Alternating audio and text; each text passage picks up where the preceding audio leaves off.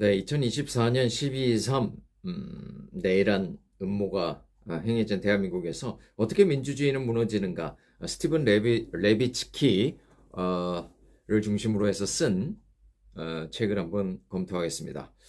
2016년 미국 대선에서 도널드 트럼프가 당선된 직후 뉴욕타임즈는 트럼프는 민주주의에 위협이 되는가라는 민주주의의 위기를 알리는 경고의 칼럼이 하버드 대학 정치학 교수들 이름으로 게재되어 큰 방향을 일으켰죠. 올해 나온 그러니까 이 책은 2018년에 나온 그 원작으로 어, 최근에 한글 번역판이 이 책은 그 칼럼을 바탕으로 쓰였습니다. 이 책이. 트럼프인 미국뿐만 아니라 모든 민주주의 국가에 던지는 경고이죠. 현재 미국의 민주주의가 얼마나 위험에 처해 있는지는 지나온 시간 동안의 다른 국가들의 경험을 통해 간접 비교할 수 있죠. 민주주의 지도자의 독재와 더불어 극단주의자의 권력 쟁취를 막은 사례 등 다양한 분석을 통해서 민주주의 수호를 위한 시민사회의 전략을 제시합니다. 지난 15년 동안 저자들은 1930년대 위기의 유럽과 1970년대 남미 등의 다양한 지역과 시대에 걸쳐 민주주의 붕괴를 주제로 연구해 왔고, 이제는 미국에 주목하여 날카로운 연구 자료를 내놓습니다. 나라를 건설하는 미국은 헌법을 비롯해 자유와 평등에 대한 확고한 믿음, 높은 수준의 부와 교육, 광범위하고 다각화된 민간 영역으로 인해 엄청난 결과물을 만들어내면서 오늘에 이르고 있지만 민주주의에 대한 심각한 위기의식을 느끼고 있습니다. 정치인들은 경쟁자를 적으로 여기며 언론 자유를 억압하고 선거 불복 선언을 하고 법원 등의 민주주의 제도적 완충 장치를 파괴하려는 시도를 거듭하는데, 2016년 공직 경험이 전무하고 헌법이 보장하는 기본권을 존중할 의지가 없는 독단적 성향의 대통령이 선출되므로 위기의 절정에 이릅니다. 그런 다음에 2020년에는 그 트럼프의 그 지지자들이 국회의사당을 점령하는 그런 폭거가 있었고요. 그런데 2024년 올해는 다시 그 트럼프가 미국 대선에 당선되는 그런 일도 벌어졌습니다. 참 안타까운 일인데요.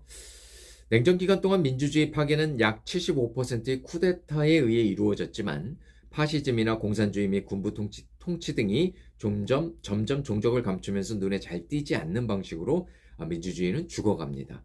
정기적 선거 같은 합법적 방법의 민주주의 틀이 보존되긴 하지만 정작 그 내용물이 썩고 있는 것이죠. 대부분 더 나은 민주주의를 위한 개선을 명목으로 하여 정권의 회유나 협박에 의한 자체 검열이 이루어지죠. 위험을 알리는 요란한 비상벨이 울리지 않는 까닭에 거의 대부분의 사람들은 눈치채지 못합니다. 기존 정당은 존립과 인기 상실에 대한 두려움과 기회주의 및 판단착오 등으로 극단주의자와 손을 잡으면서 민주주의 파괴에 동참하죠. 잠재적 독재자는 민주주의 제도를 무기삼아 미묘하고 점진적이며 합법적으로 권력을 남용합니다. 사법부를 비롯한 중립기관을 철저히 이용하고 때로는 아예 경쟁자에게 불리하도록 정치게임의 규칙을 바꿔버립니다. 대한민국의 오늘의 윤석열이 그러지 않았나 싶습니다. 윤석열 정권이 말이죠. 대중의 불안과 극단주의적 선동가와 손잡은 공화당 덕에 승리한 트럼프를 바라보는 저자들의 생각 역시 조금은 극단적입니다. 대선 때 공화당은 과감히 힐러리 클린턴을 선택했어야 한다고 주장하죠. 미국은 헌법과 함께 두 가지 기본으로 견제와 균형을 이루어 왔습니다. 상대 정당을 인정하는 상호 관용과 이해, 제도적 권리 행사 시에 신중함을 잃지 않는 자세가 바로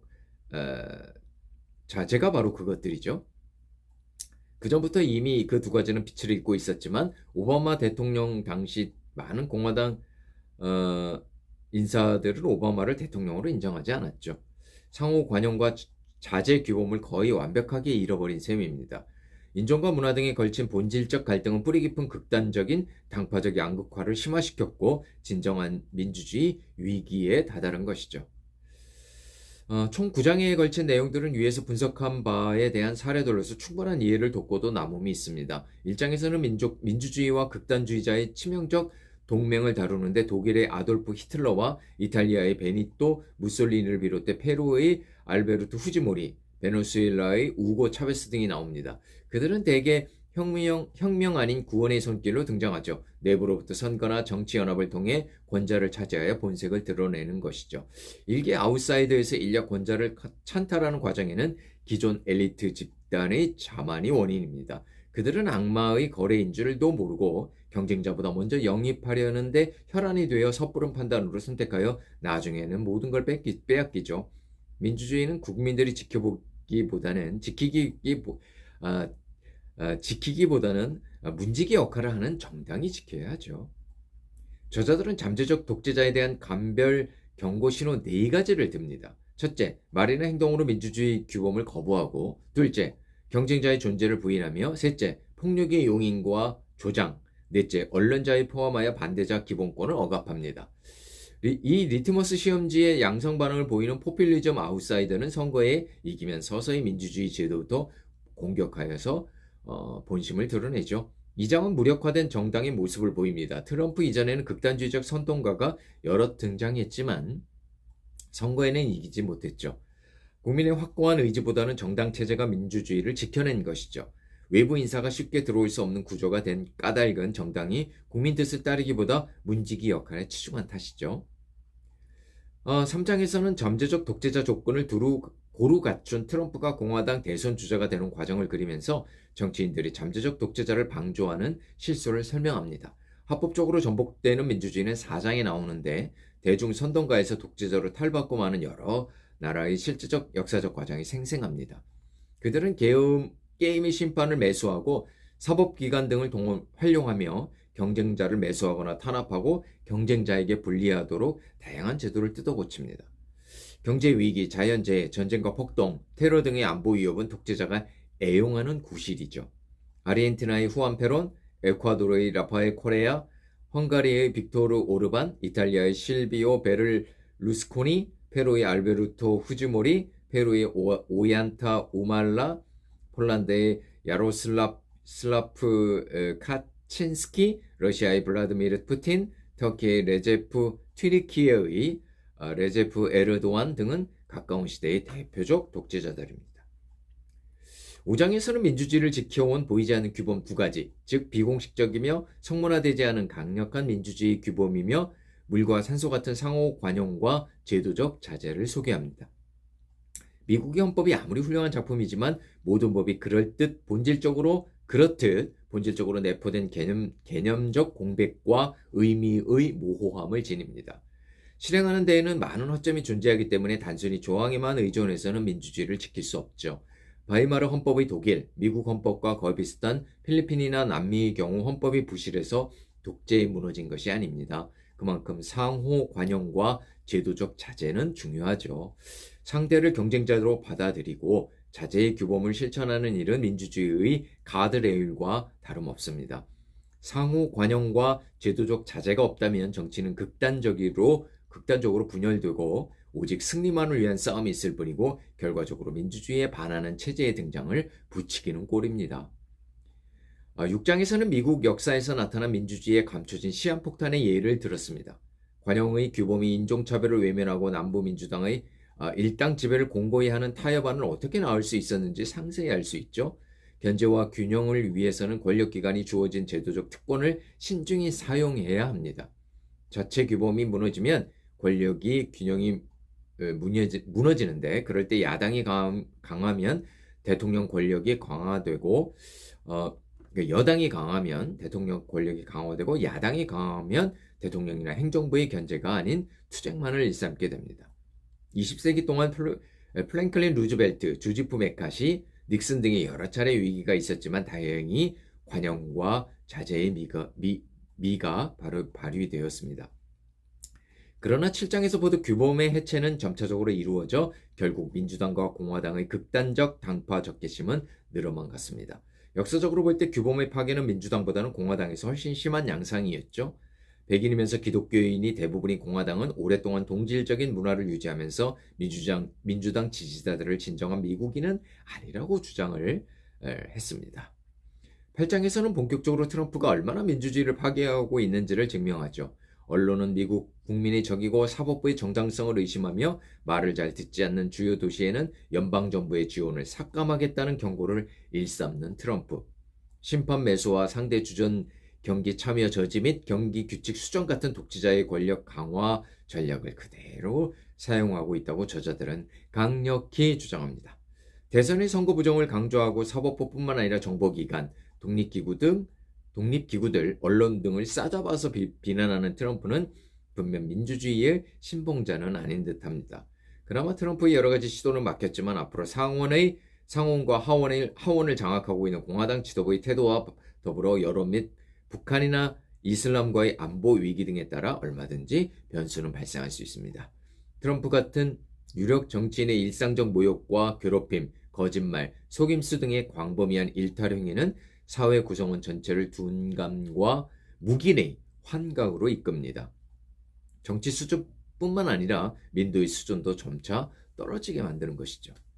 비로소 위기에 처한 미국의 민주주의를 구하기 위한 저자의 처방이 마지막 장에 나옵니다. 트럼프의 등장, 유럽의 정치적 위기, 중국의 성장, 러시아의 호전성 증가 등의 환경은 민주주의의 분명한 후퇴를 보여주는 증거라고 말합니다.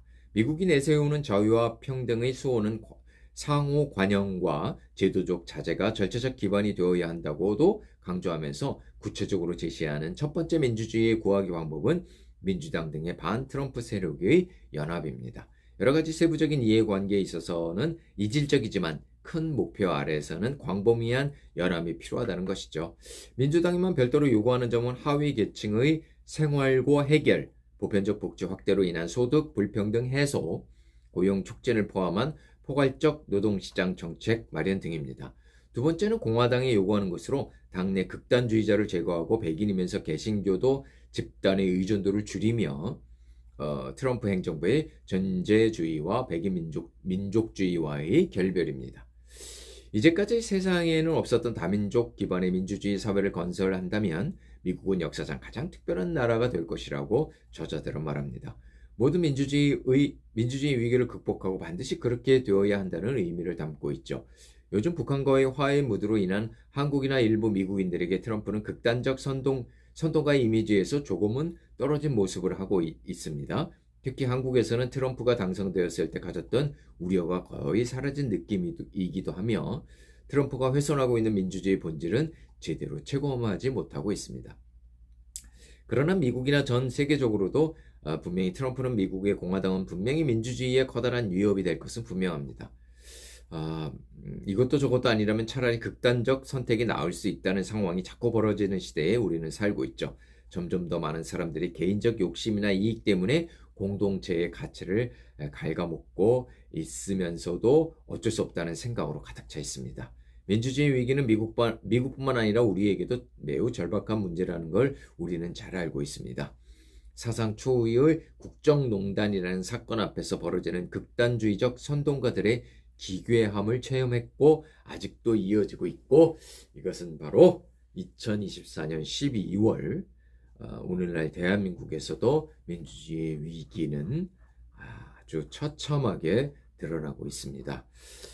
12.3 내란을 일으킨 윤석열 대통령은 아직도 자신이 잘했다고 그러고 국민의힘은 여전히 그를 옹호하는데 관심을 쏟고 있습니다.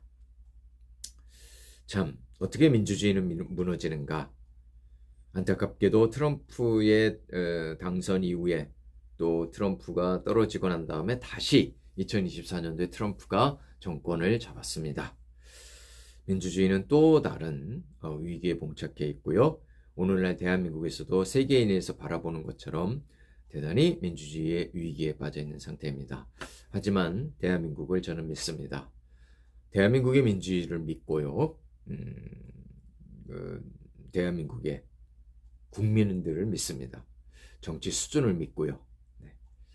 그래서 저는 이 스티븐 레비츠키 외의 저자들이 쓴 어떻게 민주주의는 무너지는가를 바라보면서 민주주의가 무너질 수도 있다고 보지만 대한민국의 민주주의는 살아있는 국민들 때문에 깨어있는 대중들 때문에 결코 무너지지 않는다 이렇게 생각합니다.